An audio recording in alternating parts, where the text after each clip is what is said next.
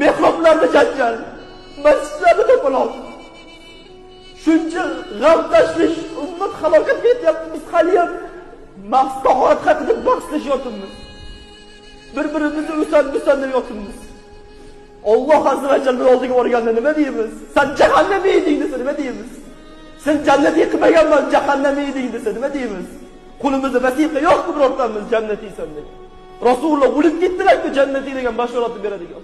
Bizni qo'limizda biror bir hujjat yo'q hali jannatga kirding degan. Lekin nimaga biz hali ham Allohga beodobmiz? Nimaga Allohga hali ham odob saqlamayapmiz? Nimaga biz ilmimizga amal qilmayapmiz?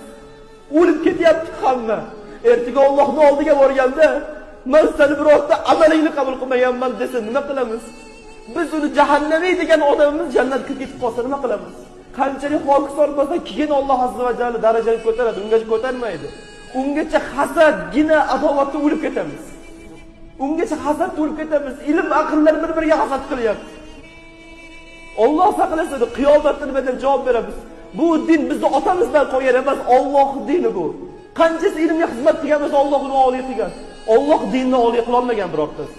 Birortamiz oliy qila olmaymiz. Lekin Alloh uni oliy qiladi agar u Alloh uchun ilm o'rgansa, Alloh uchun ilm tarqatsa, mol dunyoni ko'zlasa, to'yni ko'zlasa, ehsonni ko'zlasa, ishlab turay faqatgina to'yga borishim kerak desa, Alloh uni xor qiladi. Agar bu dindan, masjiddan, ilmdan, Qur'ondan, Allohning yo'lida emas, balki nafsimiz yo'lida foydalansak, Alloh bizni xor qiladi qiyomat kunida. Lekin biz qancha xato qilyapmiz? Bu dinni qanday qilib oyoq osti qilib olyapmiz? Bu dindan o'zimiz nafsimiz yo'lida qanchalik foydalanyapmiz? Ertaga Allohning oldiga borishni o'ylashimiz kerak-ku. Oyatlarimiz ozgina dunyo uchun sotib olmang deyapti. Pul bersangiz hatto Qur'on o'qib beraman deydi. Allohning oyatini sotasanmi sen? Pul bersangiz hatto hojiga o'qib beraman deydi. Pul bersangiz o'qib beraman, salovat aytib beraman deydi. Bizni ham ayting to'yingizni o'qib beramiz, o'qib beramiz deydi. Allohning oyati nima? Shundan ham baravar boshqa biznes qilingan ko'ra. Allohning oyati, shiori, dini bilan o'ynashmasligimiz kerak. Ilmimizga amal qilishimiz kerak.